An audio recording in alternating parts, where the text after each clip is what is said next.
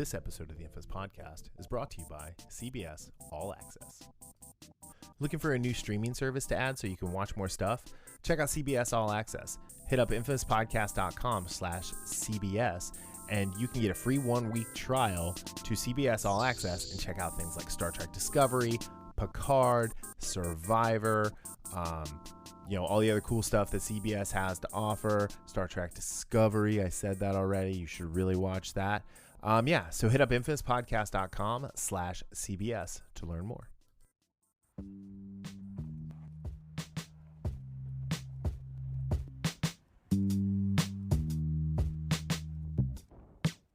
Hey, welcome back to the Infamous Podcast. This is Brian, and with me today is Darryl with my partner in crime, my Baby Yoda bobblehead. Oh, God. Did you put it in a bag and punch it? No, but then it's not a real Baby Yoda down. bobblehead. Yeah. So. Well, they're coming out with that, the punch a Yoda, punch a baby. Yeah, the Yoda. Bop It. We talked about that like 2 weeks ago already. So, Anyway, welcome back to the show. If you're new, we are a podcast and we talk about nerd shit. Special thanks to our current patron, Julian Brown. Head over to patreon.com/infamouspodcast. You get early access to these little nuggets of nonsense. There's some cool tiers. If you back the middle tier, you get to pick what we talk about, which I'm waiting for that one because I think that'll be fun and challenging. And all right, bud. So this week we have some news, a bunch of Star Wars stuff that I found, a really cool trailer that dropped from Netflix for a new superhero movie, and just a little bit of Witcher news that kind of talks about the whole industry as a whole. And we're talking the Old Guard, the actual movie, reviewing it. Man, Netflix, I tell you. It seems like recently Netflix has been on the ball. So between April and June, they added 10.1 million subscribers worldwide. Wow, that's incredible. That is what is it? Do you have the numbers as far as what is it above their average for? It beat they were projecting like 8 million subscribers, and I mean 2 million extra subscribers at $13 a pop. I mean we're talking billions of dollars here. And then they announced a new co-CEO. It was the guy who was the head of content. So it sounds like Reed Hastings is probably, or not Reed Hastings. Ted Allen is going to be stepping down at some point in the near future, and they're getting ready for that. But yeah. So, dude, what's going on? How's your week? Busy. I do have to say, in my downtime here while I'm looking for a job, I am having fun just finding triggering things to send you. You sent me some good memes too. So. Oh, dude, my meme game is strong. It always has been. So. And I'm not saying I cannot confirm nor deny if I passed those off as my own to some of my buddies. I'm sure you did. That's all right. No, I just send them, and I don't even say anything. So anyway, if they assume, hey, that's on them. If they want to assume, but yeah, all right. So you've had a good week. Actually, it's been an all right week. So the busy. I don't know if we talk about geek stuff all here. Did you know what that was from? The busy. No, it was from your favorite devil. Or one of your favorite oh yeah Lucifers. Yeah, I don't know which one. Peter Stormare from Constantine. Dude, I haven't watched Constantine in like 10 years. I own it. I need to watch it. Yeah, I've been doing on, Hulu now, I think. Yeah, so I bought it on iTunes. It was like $4.99. Anytime something cool is $4.99, I buy it. No, I did a mini Charlize a-thon because of Old Guard. So I watched Old Guard again and a half, and I watched The Long Shot with Seth Rogen and Atomic Blonde. Did I tell you I watched that? Dude, that movie's really funny. It's highly underrated. I watched Atomic Blonde, which I think has only aged well. It's only gotten better on subsequent viewings. And then I watched The Italian Job. So Did you watch The Astronaut's Wife? No, but I watched Mad Max last week after watching Don't Guard the first time, so I feel like that could probably be counted. But I did watch like 4 Charlize movies right in a row, so. So the first movie I remember her in was speaking of devils, was Devil's Advocate. Oh no, her very first movie was in this total tangent territory, but her first movie was it was called 2 Days in the Valley. No, I mean like the first one that I saw. Okay. Yeah. No, but I mean that was the first movie I saw her in, 2 Days in the Valley, and it happened to be her very first movie. I saw it at the Esquire, because snob. But yeah, no, I mean her in the Devil's Advocate she's awesome in that, and Keanu's awesome in that, and Al Pacino's actually really Al Pacino is a really good devil as well. Yeah, he is. I don't put him in the top 5 though. I probably wouldn't, but Keanu is good in it. I can't wait for him in Cyber if Cyberpunk comes out in November. Yeah, it's gonna get Johnny pushed back Silverhand again. Yeah, so. It's been pushed back. 3 times? Twice or thrice? Yeah, I think 3 times. I just wanted to say twice or thrice. You just wanted to say thrice. Yeah. Kara thrice. So I told you I'm rewatching Sarah Connor, the Sarah Connor Chronicles, and I'm at the point where Jesse showed up, and I just I forgot the character's name, and I kept in my head calling her Kendra because that's who she played in The Plan on Battlestar Galactica.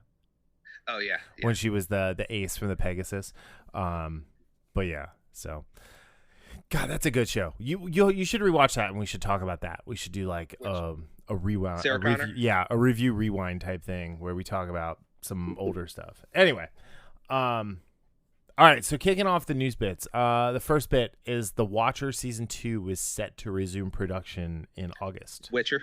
What'd I say? The Watcher. Yeah, The Witcher. Will resume on August 17th, so a little over a month away. FYI, if you've been with us from the beginning, this is our 5th anniversary week, so thank you. It's been a really cool journey, and we're gonna just keep going. But yeah, that little side note I forgot to mention at the top of the show. Can you believe that 5th anniversary? That is crazy. It seems like I just started doing this. So, and wait a minute, I have a question. Yeah. So were you doing this when it's only 5 years? Because I thought you were doing this when we went to go see. Was that? No, that might have been Civil War. Because I was going to say. No, we started in 2015. Winter Soldier. Yeah. Because I was going to say Winter Soldier. I thought we had kind of like a quick reaction. But no, that was Civil War that we did outside the movie theater. Okay. So yeah. Right. But yeah, no, it's been fun. It's been a blast. It's gone. I can't believe it's been 5 years. Man. So it's been a good time. But yeah, so The Witcher is coming back, season 2, and it's gonna premiere next year at some point, I assume. But I'm curious to see, because one of the things is how much this is going to delay it and everything is. I just don't know how much they filmed, because they were well into filming when they had to shut down. They were filming for I think a couple months. So yeah, I don't know. I'm curious to see how far this gets pushed back, because one of the article that you sent me said it could be pushed back to 22, which I don't necessarily think so. Because again, filming for 2 months, and I know there's going to be a lot of post-production stuff, but I don't see, unless something happens, I'm almost certain it'll be. We'll see it in 2021. Yeah, I'd like to see it in 2021. Obviously they need to be safe, and they film. They don't film in the U.S., so right. it's a UK set. So and it looks like Jurassic World Dominion is looking for a late July start to kick filming back off. So when were they supposed to start filming that? I think it already started. Okay. So the one I'm very curious about, and we talked about this about a month or so ago when all this was happening, was what they're going to do with the whole Spider-Man Uncharted. Mm-hmm. So, Tom Holland was supposed to be filming, and I think they did start maybe a couple weeks or maybe a week, I don't know, but they were supposed to start filming the Spider-Man, I think, like in the next couple months. So again, both Sony. I mean, obviously, we know which one is going to make the most of the money. Uncharted. Yeah, I know.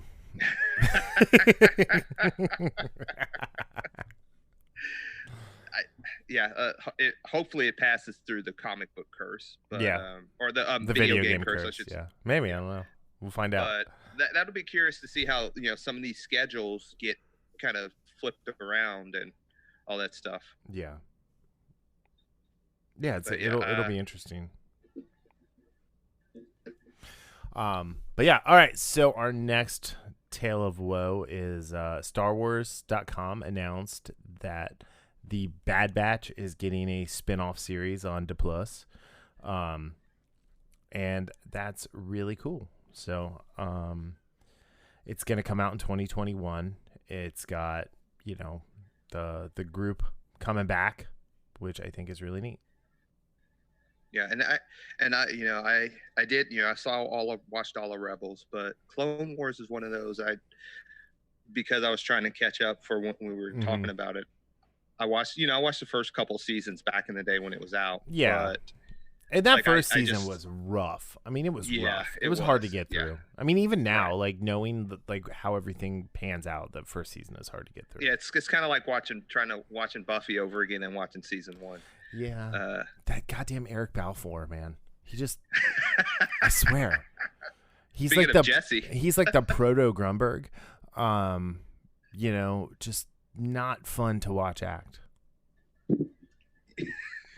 Well, he was only in a couple episodes or one episode or whatever. Well, he was in the pilot, and honestly, being the show killer that he is, I'm surprised it made it past the pilot. Because that was a bad pilot. That was not a good pilot. It was terrible. But yeah, so this will be interesting. It's coming from Filoni. It's Lucasfilm Animation is going to be continuing the story. And yeah, so it's not saying, okay, so it looks like it's the immediate aftermath of the Clone War. So they're going to be,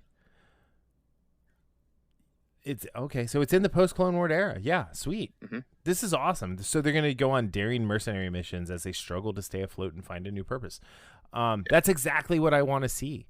Will they fall under the rebel? Will they become rebels? I hope not. I think it'll be really cool. It would be really cool to watch them work for the Empire and be sent on some really dangerous missions, killing some rebel scum. And I don't think they'll do this. And again, I'm not enough in the Clone Wars mythos to know. But one thing I would have loved to see, and I know we're going to talk about a little bit about some of the books and comics coming out, is, and this might already have happened, but we all know the Empire as the oppressive, the oppressive boot. Right. It would be cool to see, despite the Empire being that, watching the Empire fight maybe, threats that, the rebels never knew about, threats to, just the entire galaxy. Yeah. So, I mean, they did some of that in that Lost Stars book by Claudia Gray, when they talk about the crime syndicates and things like that they have going on. But the flip side of that is Palpatine was in control, kind of pseudo control of that through Maul, before it got out of hand. But I think that would be cool. Maybe that's what it is. Maybe they send them out past the Outer Rim to deal with some nonsense out there.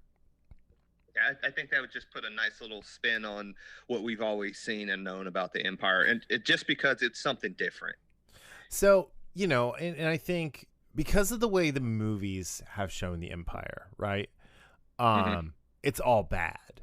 And it's because it's that fascist, word that they like to toss around. But in reality, I mean, he did bring order to the galaxy, and for the core worlds, there was prosperity for sure. And it was a time of peace until, Darth Vader's little offspring decided they needed to kill a million people on the Death Star. Yeah, they just needed to go screw things up for everybody else. So, But no, I mean, in all reality, like, I think it would be cool to kind of get the POV of them working for the Empire. Maybe they do, like you said, go after some of the more dangerous things that aren't rebels. Maybe they do go after some different rebel sects that we haven't seen, or cells that we haven't seen, and watching them kind of question it and that sort of thing, I think would add a lot of like really cool drama to it, and hopefully they don't make it quite as kiddie as they did with those first 3 episodes. Right. And we don't need the Spice Sisters to ever come back. The as a bunch of people online call them the SJW twins. I skipped those episodes. Yeah, you're smart for doing that. Like the last episode of that arc, or I guess they're all 4 episode arcs. The last episode of that arc shows Ahsoka meeting with the Mandalorians, so that's really the only one you would need to watch. But Bad Batch coming. I'm excited. All right, now right, the Bad Batch. All right, so we've got some Mandalorian news. So the Mandalorian universe is going to expand with some new Star Wars books and comics coming, and we'll see Mando and the Child on some new adventures. So as season 2 is ready to drop later this year, there's just a bunch of different titles coming out, which they haven't really released a whole lot. But as far as the publishing lineup that they do have, there's the Art of the Mandalorian season 1, with the cover by Doug Chiang from Lucasfilm. The Mandalorian, an original novel by Adam Christopher. Then the visual guide, which is done by Pablo Hidalgo, as all of them are. The Mandalorian Allies and Enemies, level 2 reader. It's a book for kids. And then Mandalorian 8x8 storybook is another one by kids. Both of those are written by Brooke Vitale. And then there's the Mandalorian Junior novelization by Joel Schreiber. And yeah, I mean, like I said, there's not a lot announced right now, but it's really cool that they're looking at that as a focal point. So you're telling me they're going all in with the Mandalorian? Yes, they're going full Mando. And that's not necessarily a bad thing. Although, again, I'm one of those that I do want to see a little bit more them expand the Star Wars universe, instead of just focusing on these certain time periods, like, the popular time periods. But I can't lie, I love the Mandalorian. I have a lot of Mandalorian pop figures, mostly of the Child. Right. And so, I like this because, and I like how they have, the junior novelizations and things like that, just new material to, and again, I know the Child probably the Child appeals to everyone except, people like you that like to beat and punch and torture it. But I only do that for your benefit. Okay, Zod, for the greater good.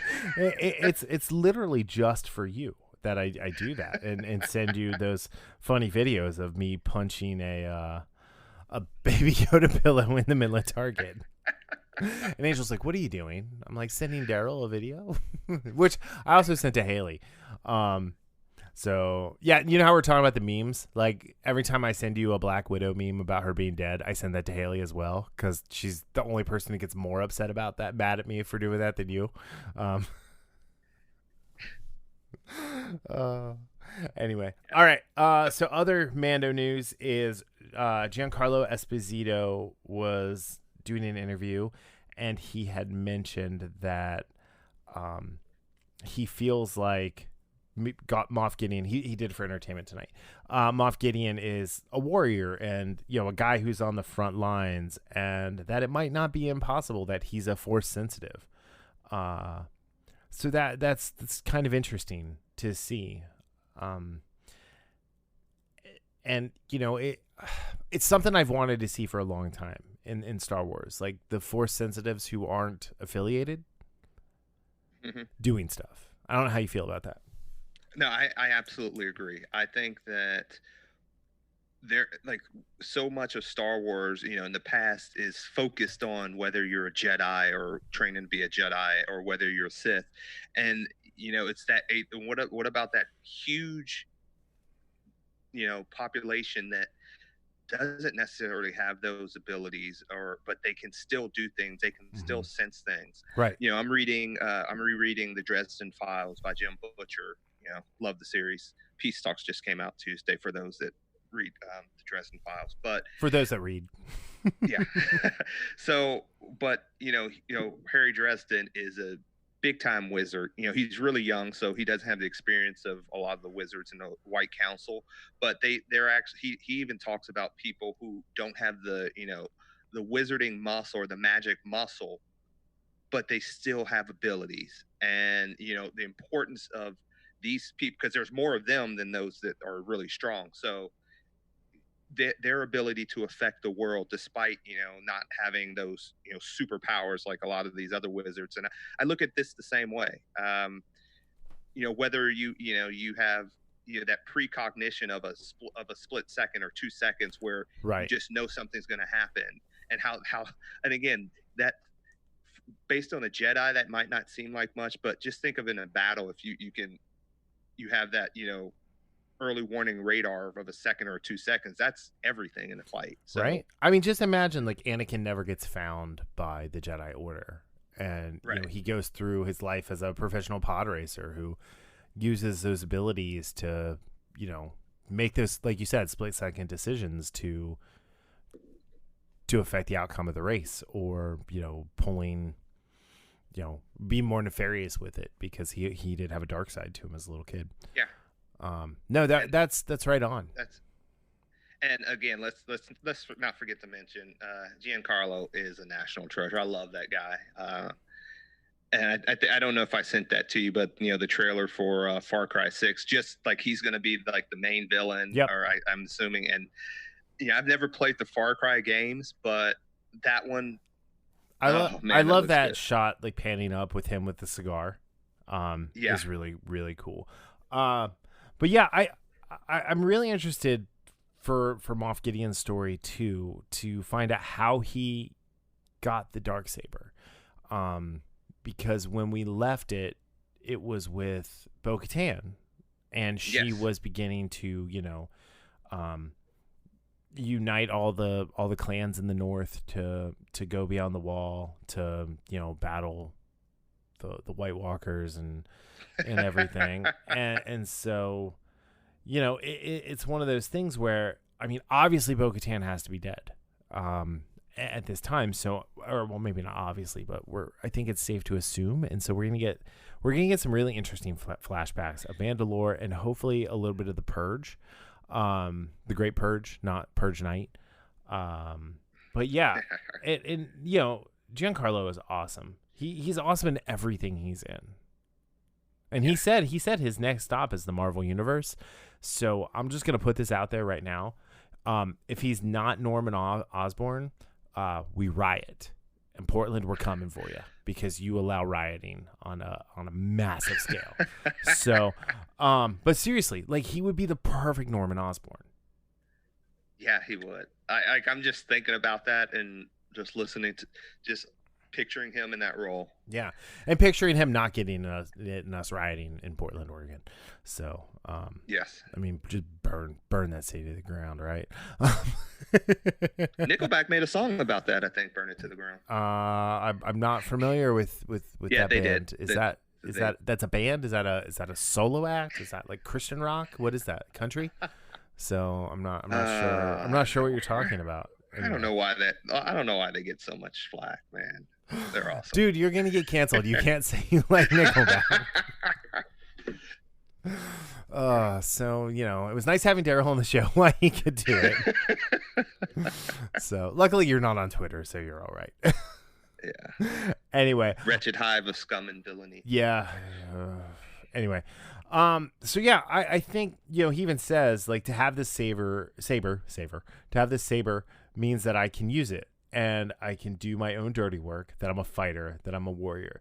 That's part of me. It also creates a possibility that he's one of the ones. He possibly has that. And that to me is interesting because he really is that fallen hero. Sorry. And that to me is interesting because is he really that fallen hero? Is he a descendant of Darth Vader? Who is he? Esposito wondered in his quote. So I think, yeah, this is really an interesting time. And to see someone who had thrived inside the Empire, especially, to be a Force sensitive, just adds many, many levels of layers to that story. Yeah, I am so excited for what, you talk about the Bad Batch, you talk about some of the, series that they're doing, how Ahsoka Tano's coming to, Bo-Katan. I know it's probably flashbacks, but hopefully we get some Sabine Wren. So yeah, and Tia Sakar, I don't think she's doing anything right now. Just bring her back as Sabine, like she was the voice. One, she's a really good actor. Two, she's the voice already. She would be around the right age. She's a person of color, so that kind of checks off that Disney box. And she's the best actor for the role because she's already done it. And if you've never seen the movie The Internship with Vince Vaughn and Owen Wilson, she's one of the interns on their team, and she is freaking hilarious in that movie. Oh, okay. I know exactly who she is now that you said that. I mean, she's done a ton of like live action stuff. She's not just a voice actor. So, right. But yeah, and she's really pretty. So, so Star Wars is definitely looking up. I mean, I'm glad. I like this focus on the smaller projects. Just continue this focus. And again, we talked about this a few weeks ago. Continue this focus. This razor sharp, laser focus on the Disney Plus series and all these series, and then don't even think about the movies right now. Don't even think about the movies. Right. Just focus on these. And when you're thinking scope and size, think Ant-Man and Iron Man versus Civil War and Infinity War. Yes. Right. None of these need to be a sweeping saga right now. And to be honest, the further we can get away from that with Star Wars and get back to like the cool storytelling, and give it some time to really think about like what's next beyond the sequel trilogy, that'd be great.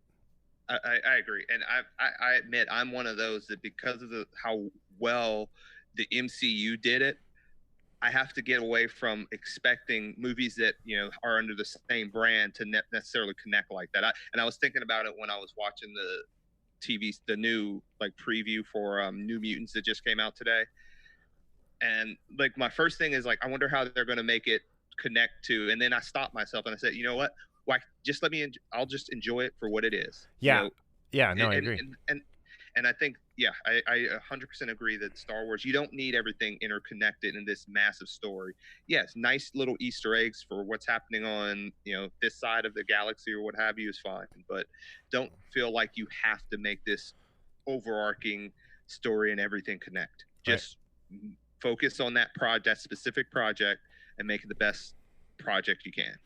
Sage words, Mr. Hand. Sage words. Thank you very much. I'm here all week.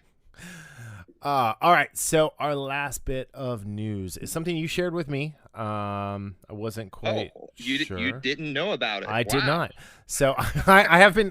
So I've been teasing Darryl all week because he's texted me things. I was like, yeah, I already read about that. And so, yeah. Anyway, I got to do better sharing. Yeah, I know. Especially you saw how dare you, man, not telling me about the X-Men figures. Yeah, my bad. Yeah. So, well, I shared the Clone Wars. Kind of with no context. You just sent me a picture, and I'm like, okay. Well, I assumed you knew about it, so I assumed you follow Yakface on Instagram, like the rest of us. Who's that? It's Yakface. I'll send the link to you later. He's awesome. He drops all sorts of scoops. Anyway, Project Power. Yes. It's a really cool trailer. And I like the idea behind it. It's a combination to me of what was that show? The Boys? Limitless. Oh yeah. Where and I love that show. I really wish it could have gotten more than one season, but yeah, Limitless, for those who don't know, it's based off the Bradley Cooper movie that it came out. Wasn't he in the pilot? Yes, he was actually in a couple episodes. Oh, okay. More than one episode of it. And the idea was that you take this pill and it basically opens your brain up in a way that just makes you, to quote Wile E. Coyote, a super genius. And so this Project Power is where, and again, and I think it's a movie. Yeah, it's a movie. Yeah, it's a movie. At first, I was thinking of series. Where it's a similar thing. You get 5. I like this caveat though, where it's you don't know what power you're going to get, and you only get it for 5 minutes. Yeah, it's like the really stepped on version of Compound V from The Boys. Yes. So like, because with The Boys, the Compound V, the more pure it is, it'll stick. Like it becomes permanent, and the more stepped on it is, it's just temporary and becomes highly addictive. And yeah, so I thought this was really, really interesting. So the synopsis for this one is: on the streets of New Orleans, word begins to spread about a mysterious new pill that unlocks superpowers unique to each user. The catch: you don't know what will happen until you take it. While some develop bulletproof skin, invisibility, and super strength, others exhibit a deadlier reaction. But when the pill escalates crime within the city to dangerous levels, a local cop, JGL, teams with a teenage dealer, Dominique Fishback, and a former soldier fueled by a secret vendetta, the Jamie Foxx, to fight power with power and risk taking the pill in order to track down and stop the group responsible for creating it. I'll say the only thing I'm not excited about this is New Orleans has become like the new Burbank or Chicago or Harlem. It's just too familiar of a location now to really kind of suspend disbelief the way you should, or Toronto even, where it's like you just kind of recognize the buildings and things, and it's really hard to make it feel whimsical. That's a fair, because I see that sometimes where in certain movies you're so used to seeing a movie film, a certain movie or a certain show filmed in this city or that city, right? But that doesn't bother me necessarily. I mean, it's a minor gripe, minor. I won't say this bothers me, but tell me what you said. Like, as for when you watch the trailer, like what you said about it, what it could be. Oh, I don't remember. Yeah, you're like, this could be really good. Oh, or it could no, be like this Push. could be really good, or this could be a great movie, or it'll be Push, the Chris Evans junkie superhero movie, which was hot garbage in a garbage can lit on fire in a lake of fire with a missile dropped on it. That's how hot garbage it was. Do I have to send you the "How dare you" meme once more? How dare you? There, I did it. But yeah, it wasn't that good. But. No, it's a really bad movie, and to be honest, Chris Evans isn't that great in that movie. No, he's not. But I like the concept though. The concept is really interesting. I would prefer, like, Jumper is one of those ones where it's not like a drug, but like it's that superhero movie where it's all hesitant heroes and hesitant villain sort of things, except for Sam Jackson.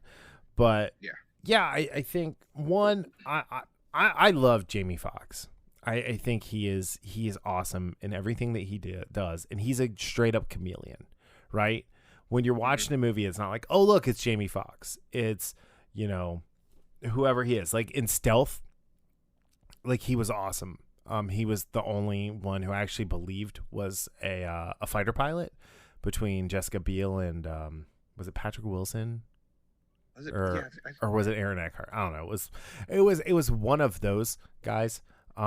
So anyway, but he was the best part of that movie. And then now when I watch it, spoilers, I turn it off when he dies.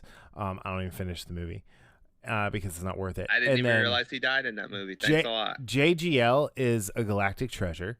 And so I'm a big fan. I think I like the movie he did. It was kind of like Quicksilver. It was called what was it called? It was I the know what Bike you're talking Messenger about. movie. The bike. Yeah, you've told me about that one before. Yeah, it's a really fun movie, but yeah, it's gonna bother me until I look it up. Anyway, but he's great in everything that he does, and he's a lot of fun. And Premium Rush, where his character's name, you mentioned Wile E. Coyote earlier, is Wiley, and they call him the Coyote Man. But and he's another one of those. He's 100% chameleon, and he just he's in Knives Out. Oh, it's just a voice cameo. Okay, good. So sorry. He's got that movie on Amazon I want to watch, 7500. So yeah, I just saw that. That was a couple weeks ago. Came out. And then he was great in Snowden. Like I said, Premium Rush. He was the only good part of The Dark Knight Rises. He played Cobra Commander in The Rise of Cobra. Oh man, what a waste. Yeah. Anyway, Brick, Looper, you get it. But he's great. And then this Dominique Fishback, she's a newcomer, right? She's done this is her third movie. She has a fourth movie that's in post-production. They don't know when it's coming out, and they haven't even given a title yet. But she's done some TV work. She was in an episode of the Nick on Cinemax. She was in an episode of the Affair. She was in an episode of The Americans, Blue Bloods. I think that's the one with Magnum PI on CBS. Yeah. Royal Pains, Show Me a Hero, which is the HBO series with Oscar Isaac as the mayor. And I want to say Queens. And then she was a series regular on The Deuce, also on HBO. And then what, The Deuce? The Deuce with I think that was James Franco and Maggie Gyllenhaal. And then Random Acts of Flyness. She was a recurring character for 4 episodes. I don't know. I've never heard of that show. But so yeah, I mean, it's nice. It's a nice new young actress that we haven't seen before, so we don't know a lot about. Yeah, Casey Neistat is in this movie, which is interesting. I don't know if you noticed him in the trailer. No, I didn't actually. So yeah, he's like explosions are happening and he's just kind of in the background, but he's listed on the cast list. Courtney B. Vance, who is awesome in everything he does. I hope he's a bureaucrat because I really like it when he's a bureaucrat.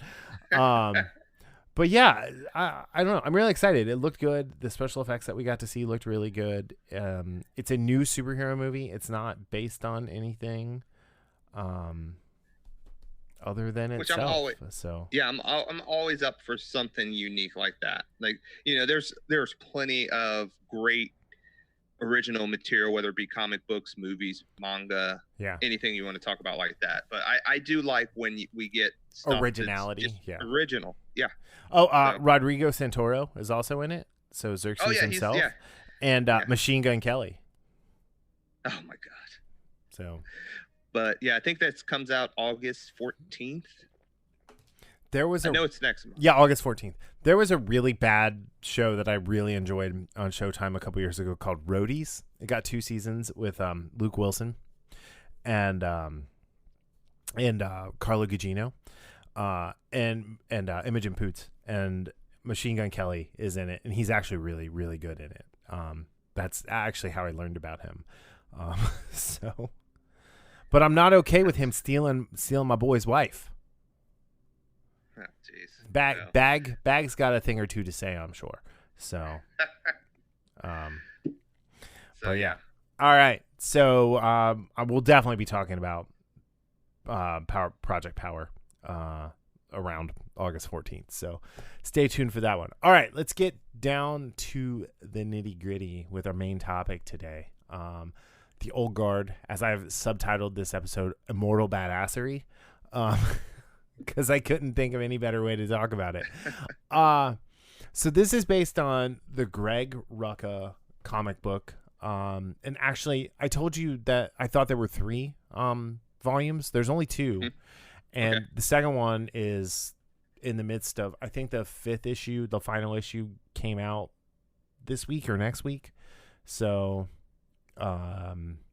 yeah. So it's a relatively new book. It's still in stores. Or online.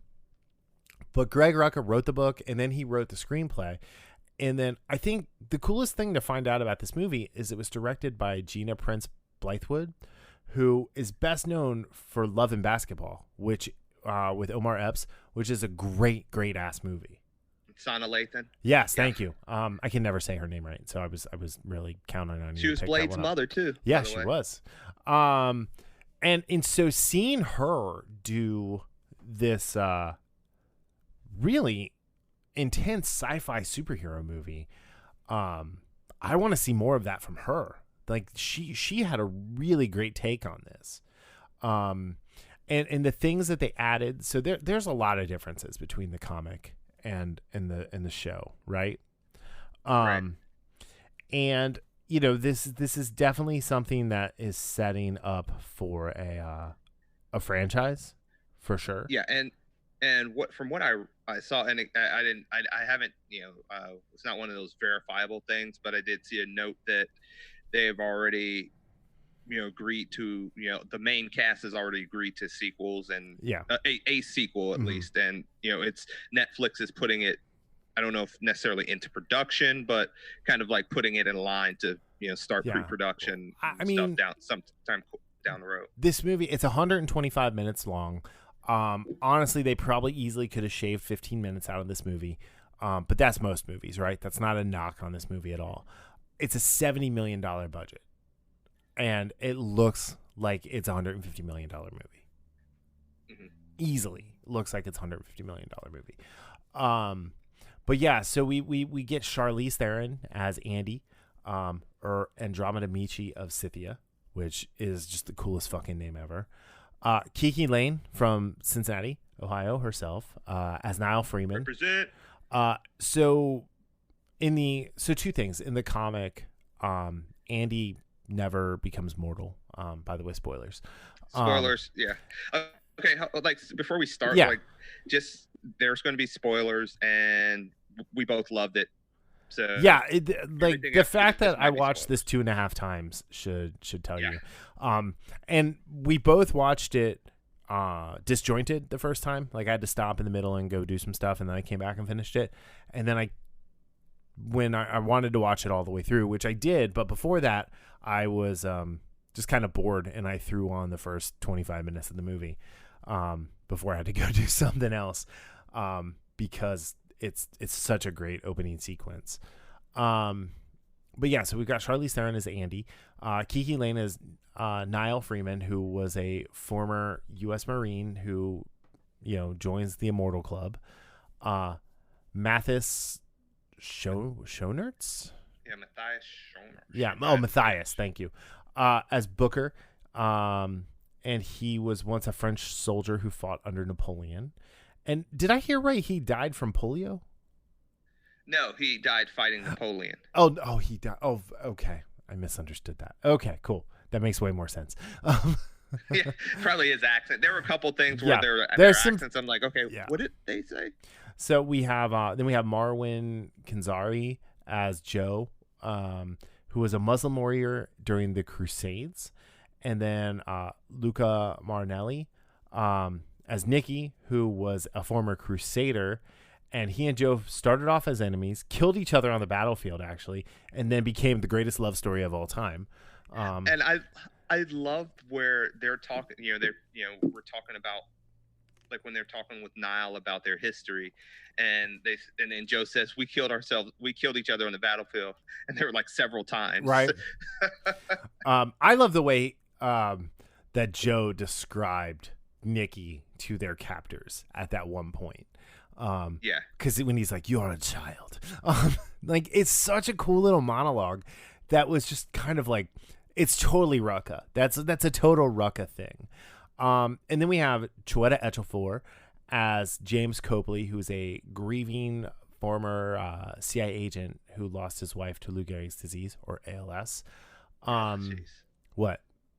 No, just like that one scene where he's talking to Niall, and he's like he just breaks down. She's like, she couldn't like breathe or talk. Yeah. I mean, that was just like, you don't get a lot from him in this movie, but that scene in and of itself, just shows how strong an actor he was. And I think of some of the issues I've had with this movie, which we'll talk about, giving that personal side of him, of why he was doing what he was doing, is much more powerful than Harry Melling's Merrick, who was one of the worst. I couldn't stand him as like his character, and not in a good way. It was like every time he was on screen, he brought the movie down for me. Yeah, his death was like well earned.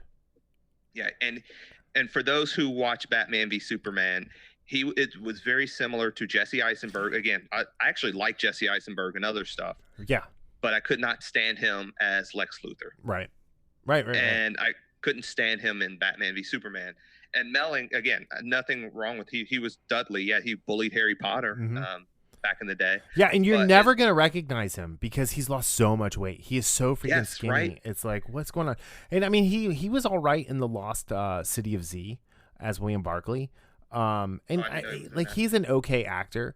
But he's definitely like way too mustache twirling in this one. Yeah. And this is where another thing, I mentioned Copley's, why he was doing what he was doing. Yeah.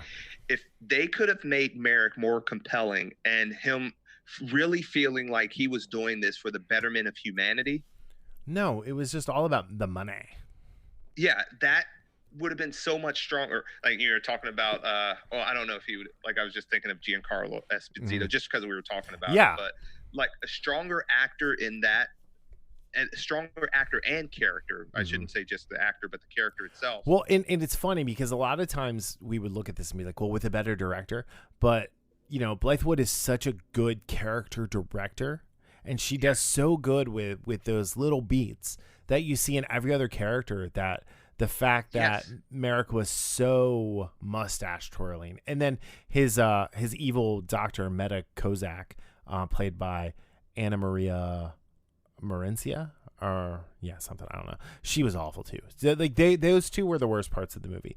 Yeah, it was like they were written in at the last second. Like if Keen would have been the bad guy, right? The mercenary. Like if he would have been the bad guy, all right, I would have been on board because he was menacing and an evil dude, and it just made more sense. Yeah, but overall, like you said, some of the things I liked, and I know you said it could have shaved 15 minutes off. I look at it the other way. This would have been, and I think we mentioned, I would have loved for this to be a 4 or 6 episode, just limited series, just because I am so fascinated. Well, one, I'm a huge Highlander fan, so I love this type of, sword and sandals, going through the ages. So that's one thing. And also just the snippets we get of their stories of Joe and Nikki and Book and Andy. I want to see, and and Quinn. I just want to see more of that. And when I was watching it the second time, in that scene when they're in the church, kind of going over their history with Niall, I couldn't help but thinking, how awesome would it be if Nikki and Joe, we just had one episode or most of an episode with Nikki and Joe, most of an episode with Book, with his son, and how he, his sons, his 3 sons, his 3 sons, and again, a lot of that has to do with how much I loved Highlander back in the day, the TV show, and how they did that a lot. They would, you would do this flashback with Duncan based on what that story, that particular episode was, and there's just so much room for that in a property like this. That's what I kept thinking, like, oh, this would have been so awesome. But for what it was, it was. I actually thoroughly enjoyed this movie. Absolutely. Hey, you want a funny Highlander aside? The guy from The Who played Hugh Fitzcan, and like I knew him from Highlander. I didn't know him from The Who. So then when I found out, like I saw something about The Who, and I'm like, why is Hugh Fitzcan in The Who? Like, because we were kind of young when that came out. I mean, we weren't. I mean, we were in early high school, but I never really was into 70s rock other than Queen. But so it's but like you said, like funny. I think 8 episodes, I think 4 to 6 would have been too short to do what we wanted to see. But I definitely think like a limited series, even if it was like 2 4-episode seasons. But again, like I think if it was 2 8-episode seasons, even we could have gotten a little more baked story. We could have started sooner, and we could have had more Quinn in the story than we got. Which it looks like she's going to be possibly an antagonist for the. So I was about to say the second season. Yeah. So in the comics, so Quinn is one of the characters that is changed a little bit. She is a Vietnamese actress. In the comics, she is Japanese, and when they were writing everything up, she went to Rucka and said, "Hey, I'm Vietnamese. Do you mind if we changed her, her background a little bit, just to be?" She wanted to represent Vietnam, which I thought was really cool. And so they changed the name to be a Vietnamese name and everything. So, yeah, it's really, really like interesting how like they've done that. She was Paige in The Last Jedi, by the way. I don't know if you knew that or not. Yeah. What's her name? Sister, right? Rose's sister. And then she was one of the fairies in Bright, the Will Smith, David Ayers. I'm gonna have to rewatch that again. Okay, I actually liked Bright. I never really understood all the hate that it got. But anyway, so yeah, so I feel like we needed a little bit more of Quinn in this first movie to really kind of set her up, because really all we got was she and the couple little flashbacks. We got that her and Andy like cut a swath of death across Europe.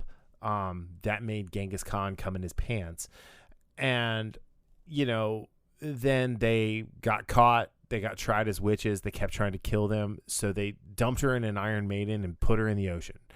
Yeah, you know what's funny about that is that, and I would think this is how it would go too, exactly how it happened in the movie. But the idea was like when you were put on trial as witchcraft, if you survived this, it was like if you died, right.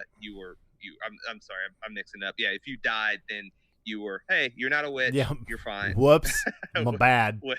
Sorry. We're gonna have to chalk this one up to a mistake. Yeah. Well, their souls are safe now. Yeah, right. Yeah, I think that was the Salem modus operandi there. Yeah. But yeah, so I don't know. I would have liked to have seen more of her, but getting back to the four, the four horse immortals of the apocalypse. There's a great little featurette on YouTube about this, talking about like the fighting and how they had to learn to look like a group that has been fighting for centuries, look like a group that had been fighting for centuries together, and just the sheer number of different martial arts that they incorporate into their fight choreography was really cool. And I think I told you it was like kind of a Jeet Kune Do style of just a mishmash of a bunch of different things. Like there's some judo in there, there's some aikido in there, there's some taekwondo in there, there's some gun kata from Equilibrium in there. There's a nice little Muay Thai leg check in the airplane fight scene. Yep, dude, the airplane fight scene was the hallway fight scene of this movie, by the way. Yes, it was, and it was badass. And so, yeah, and especially for Charlize, is they needed to be able to show her seamlessly move from weapon to weapon to hand to weapon. And, I told you I rewatched Atomic Blonde, and, you go back and look at some of the just like hardcore action that she's done over the years. And man, she just makes it look so effortless. Yeah, because she really buys into what she's doing, and it's kind of reminds me of Keanu Reeves and how he's like he is with the John Wick movie. Yeah. And this is one of the things I love about this movie is, like you were saying, how these people have been fighting, not only fighting for centuries, they've been fighting together for centuries, and just the symmetry of watching them, or just how smooth they went from person to person when they're when they're fighting a large group, knowing that the other person would be there, I mean, that was one of the more fascinating things for me, is how they would pass off a weapon without looking, right? Put somebody down knowing that the person behind them is going to take that person out. Yeah, they were gonna do rule number one, double tap. The choreography in that was just the seamlessness of it was so good. And then the best thing too was the way they were able to incorporate Nile into their their tactics, right? And make it work because they understood her strengths because she's a Marine. And, they really, she wasn't relied on to do a lot of hand-to-hand stuff. She did a lot of like the cover fire and things like that, which was really cool. I do want to say, so Copley had a line in Serenity where he's talking about River Tam as a creature of extraordinary grace. And I think that can be applied to Andy and Booker and Joe and Nikki, and they're all 4 creatures of extraordinary grace. And, it's a dance of death that they do as they go through. And I think they showed us immediately how badass they were when they took out the compound when they were going to rescue the non-existent little girls, and they got killed. And when they came back, the way they just leapt into action, right? Yeah. And I want to also give a lot of credit to Blythewood and the cinematographers Tammy Redker and Barry Ackroyd. They let us see the fighting. They didn't get that up close, frenetic, Nolan style of fighting. It was more like the John Wick style thing where, absolutely. Like we were a voyeur in the room. We weren't a participant in VR. And I really appreciated that. And then the other thing is the music. It had a great little score, and the actual songs, with lyrics that they picked, I thought were really, really strong and helped tell the story. You know what is funny? I had an issue at first with the songs, and then the second time around, I think I had issue with just one of not the score itself, but like the song. Mm-hmm. I just didn't like it. I thought it took me out of it. It was like when Andy basically, for lack of a better term, kidnapped Nile. Yeah. I didn't like that song, but the other ones, especially like from the beginning, the title sequences to when Nile goes for the rescue, I wasn't a huge fan of the song they played when they were fighting on the airplane either. But the second time around, I did appreciate it a little bit more. But like going back to your point about, the cinematography of everything, you can completely ruin a great choreographed fight by filming too tightly or filming too frenetically. Right. Or filming too far away. That too. So, and it was funny, I was listening to somebody review this, and I think it was Chris Stuckman, who I love, by the way. And I didn't finish it, so I don't know exactly what I think he liked it, but he had a little bit of an issue with how they filmed the fight scenes, and I kind of like twisted my head, but that's kind of like to each his own though. But I really enjoyed how they choreographed the fights. There were only maybe 1 or 2 hiccups here and there where you see someone slow down, but sure, that you're going to see that with anything. I don't care what it is. And again, for somebody like me who watches that stuff, I just love that stuff, and I might watch it even if I watched the movie once. I might watch those scenes a couple times. But I loved, and you said this to me, and I caught it the second time around. Like when you're talking about the badass line when Booker says that woman has forgotten more ways to kill than entire armies will ever know. Right.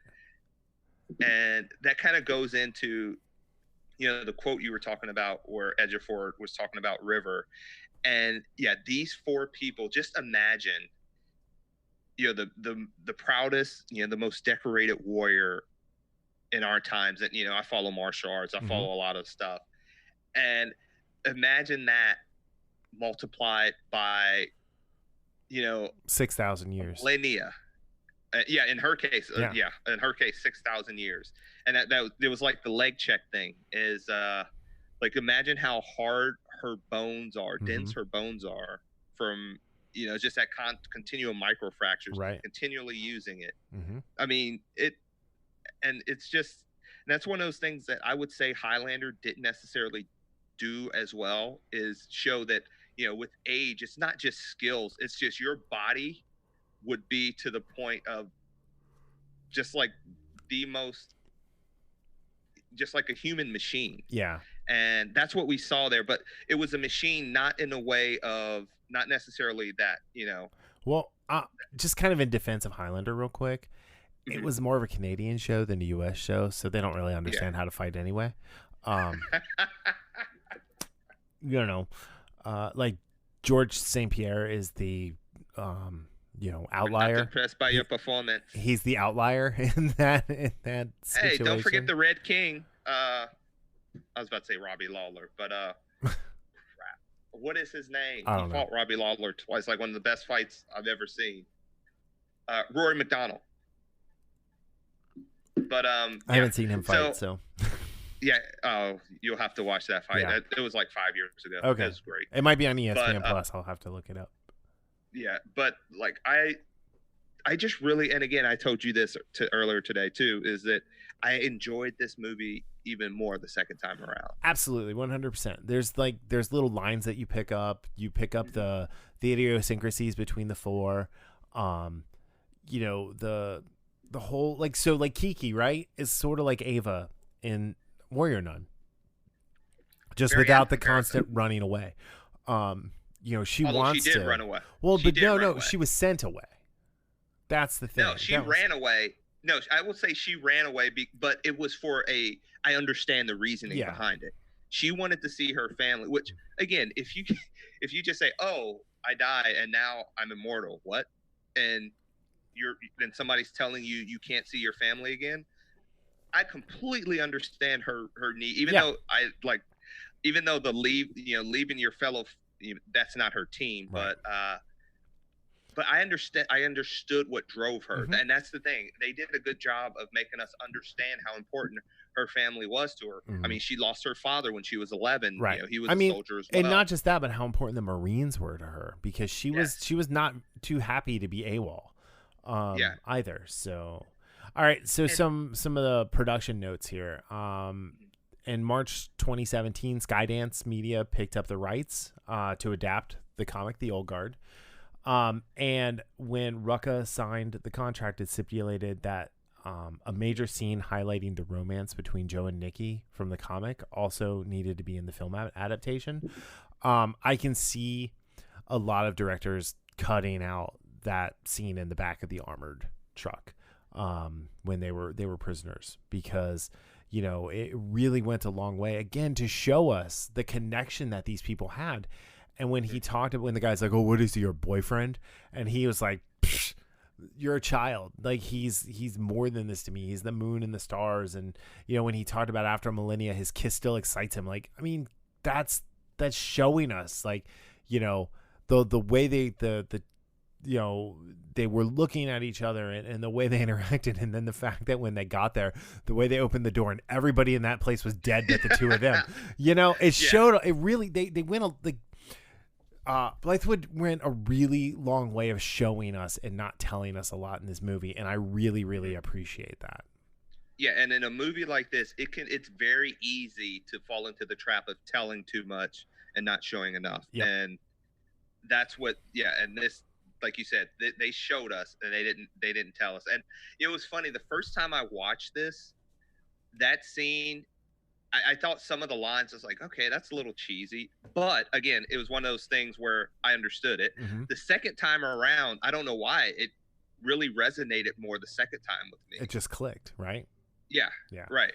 And I think certain movies are like that, where you don't necessarily appreciate. And again, I'm not talking necessarily about things like Endgame and Infinity War, where so much is going on, you're just going to miss stuff.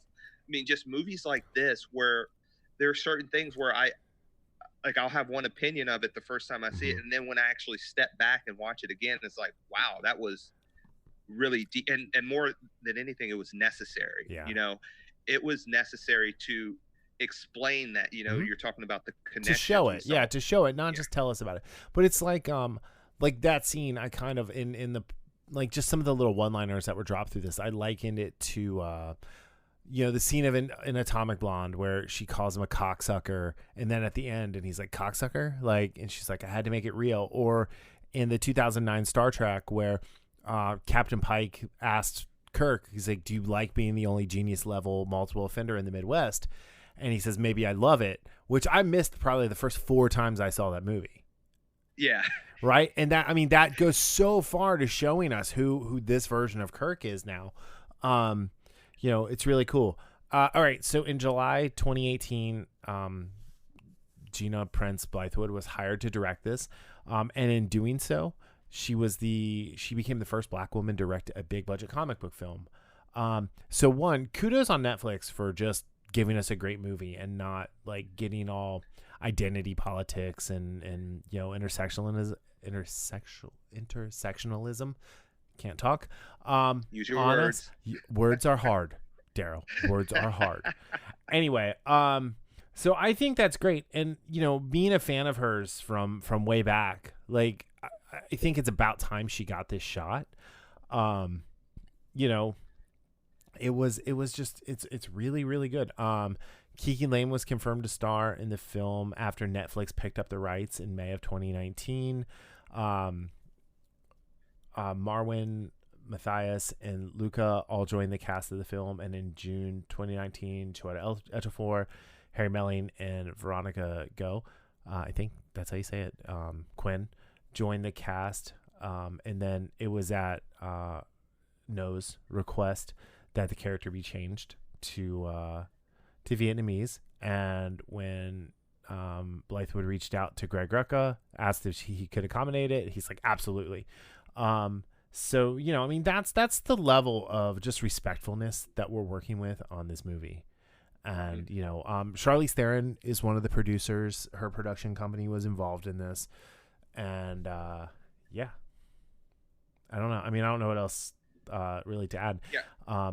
It was the #1 site for its first weekend, and it's still in the global top 10. So yeah, it was #1 when I rewatched it yesterday too. Okay, so I mean, it's highly rewatchable. That's the beauty of this movie. Yeah. Like, this is a new I can just stick it on in the background and work, or look for a job, as the case may be right now. It's got an 82% on Rotten Tomatoes, which I know we don't put a ton of stock into that, but it's a great metric to look at this by. It's got a 6.55 weighted average on Metacritic.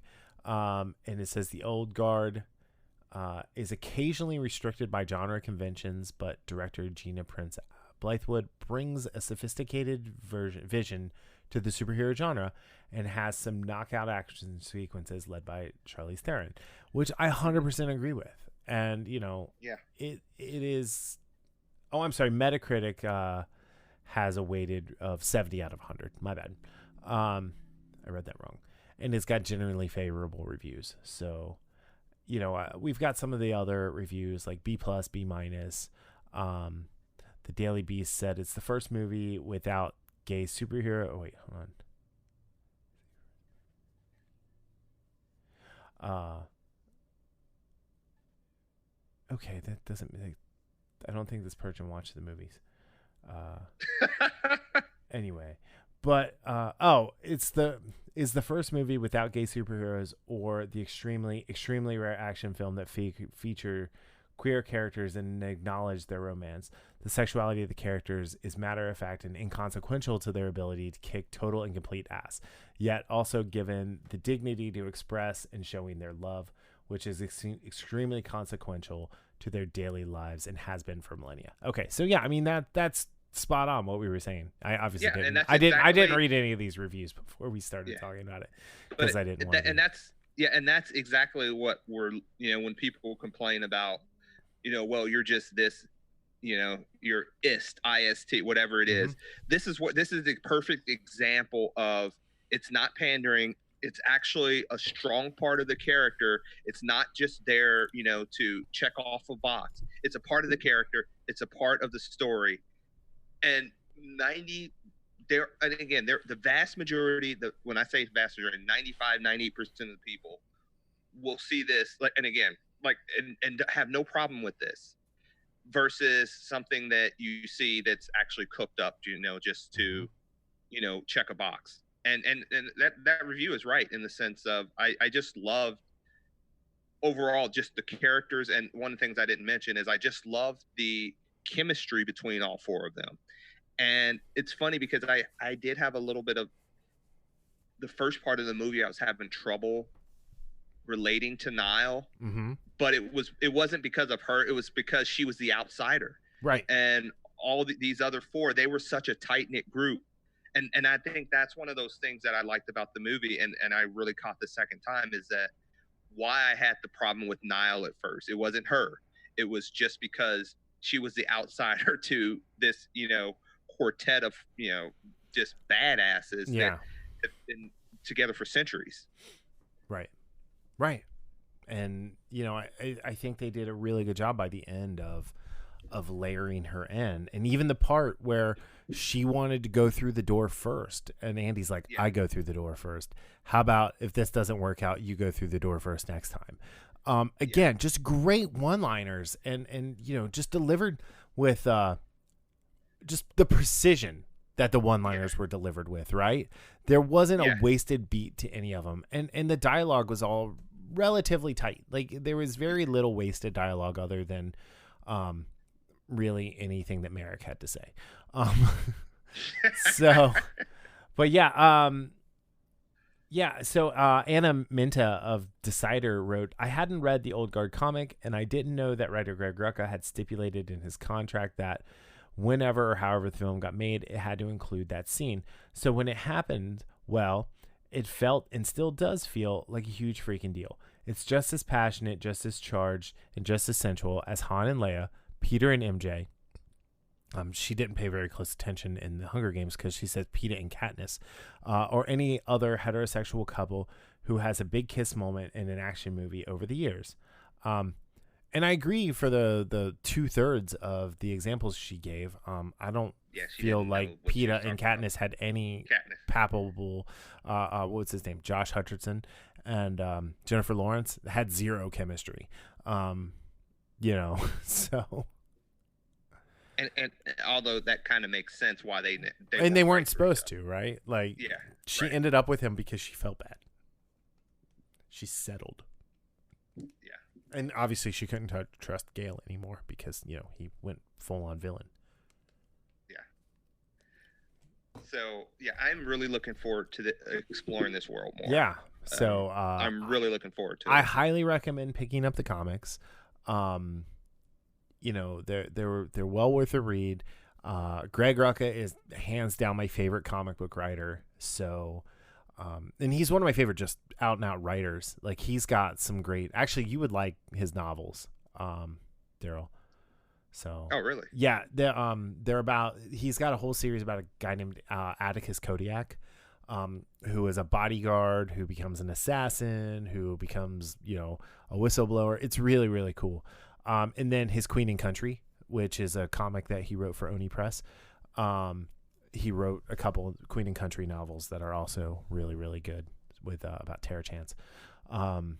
So yeah, but definitely check this movie out. I mean, it is, I'm giving this a 8 out of 10. 8 out of 10 for here too. I think this is Netflix firing on all cylinders from the movie side. This is better than Extraction, which we both really liked. And again, part of that for me is the world it's in. I'm a sucker for the fantasy genre, and this isn't high fantasy like Lord of the Rings, but there's that era of fantasy in the sense of you have these immortals. So I'm a sucker for that. Yeah. And I think the characters, the relation to the characters were stronger than it was in Extraction. And the other thing is in Extraction, like, I mean, he gets shot up, right? And is still able to run around and fight at a high level. Andy took one shot to the side, and, she's a 6,000-year-old warrior, and she struggled through it. And, like, she was sweating, and she was, she didn't know what was going on half the time. She was just acting on instinct. And I thought this was a much more, realistic, as realistic as can be, portrayal of how these warriors would act. And the other thing is when Joe killed Keen, best death scene in the movie. Like just best, like, I guess kill shot would be a way. And it was so fast, and just the way it happened, and they continue on, just showed you everything you needed again to know about these characters and about what they were doing. And they're not out for revenge necessarily. But when Keen did stick that gun in Nikki's mouth, it's like, what? That was crazy. In the middle of the fight there. Yeah. And one of the things that we both talked about, before we go here, is the idea of, immortality. And in this movie, the idea is that for whatever reason that they still don't know, you lose your immortality. So, and I was thinking, like, maybe it's because there can only be so many of them, but then there can only be 5. Well, but that didn't make sense. Well, there could only be 4. Didn't make sense because they all knew that Quinn was still alive and dying and alive and dying and alive and dying. And I think what it was is kind of like, and this is again one of the like not so great parts about it, but I understand kind of why they did it, and I'll get to that in a second. But this is Padme dying from sadness. She had given up on the world. Yeah. And in the comic, she's immortal still. She doesn't become mortal as far at least through the issues that have been out. But she also has given up on the world, and I can understand, like, maybe they couldn't lock Charlize into like a 3 or 4 picture deal. And maybe they can only do a 1 or 2 picture deal. So, you make her mortal so someone else can take over the team. Yeah. And again, these the rest of these actors are strong enough. They've showed enough they can carry this torch. Like if Charlize, say for instance, her character is gone after the second movie, I am fine with that. I like these characters are strong enough, these actors are strong enough for me to tune in. Yeah. To if they had an Old Guard 3 or 4 or whatever, or if they did an Old Guard mini series after movie 2 or something like that, I would be fine with that. And I also would be fine if they gave her immortality back after seeing Copley's mood board. And that was one of the things that, and again, I don't want to get too philosophical, but a lot of times when we look at the world or we look at things we do, we don't necessarily take into account how we affect the lives of others in a positive way. We see like all this negativity going on, and you do something good for somebody, and somebody will maybe say something about it, and you're like, whatever, I just did that because, and you don't step back from it and take into account, well, just that one thing you did, that kind act, and again, this, like what they did were save people's lives. And it, and like Copley said, 2 or 3 generations later, we reap the benefits. Right. It's just the same thing in life, just taking the time to be courteous to someone. You don't know what they're going through, and that could change their whole day. And that's on a micro scale. And again, we have to usually deal with micro just in a day-to-day life, while in the sense of the Old Guard that is dealing with more of a macro over thousands of years. Right. It's just that idea of you just never know. Like, sometimes give yourself a little bit more credit, in the sense of how you can positively affect somebody's life. Mm-hmm. Yeah, I think that's a good one to go out on. Yep. Cool. All right. Well, hey guys, thank you, guys, gals, everyone. Thanks for listening this week. If you like what you heard, you can check out Podchaser to give us a 5-star review, or if you listen on Apple iTunes, a 5-star review and a written review, telling us how much you like us would be awesome. I've been posting these on YouTube, so if you like and subscribe and share the YouTube videos, that would be helpful as well. And as always, we have the Patreon page to visit, infospodcast.com/Patreon. And we also have a store. And it's just go to infamouspodcast.com and click on shop, and it'll take you to our t-shirt store at Flying Pork Apparel. I got to get you a shirt, don't I? Yes, you do. Yeah. I'll take care of that soon. You still owe me your bio. I'm going to just call you out on the air every week until you give it to me. Anyway. Isn't that shaming? Yeah, I'm shaming you right now. Shame. Ding, ding. Shame. Ding, ding. Shame. Ding, ding. Anyway. All right. On that note, Darryl, you got anything else you want to add before we sign off?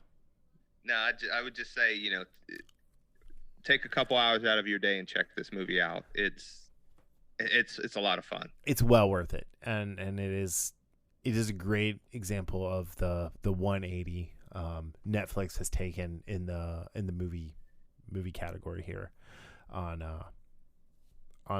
their originals. Yeah, I just hope, and again, this you'll be listening to this Sunday most likely, so I just hope Curse, which comes out on Friday, July 17th, continues that trend. Yeah, I never did watch the trailer for that one. I thought you did. I didn't. Yeah. But hey, next week we're actually going to review a comic book. Daryl's got to read it. That's the thing I emailed you. But yeah. All right, guys. On that note, we'll see you later. Peace out. Bye.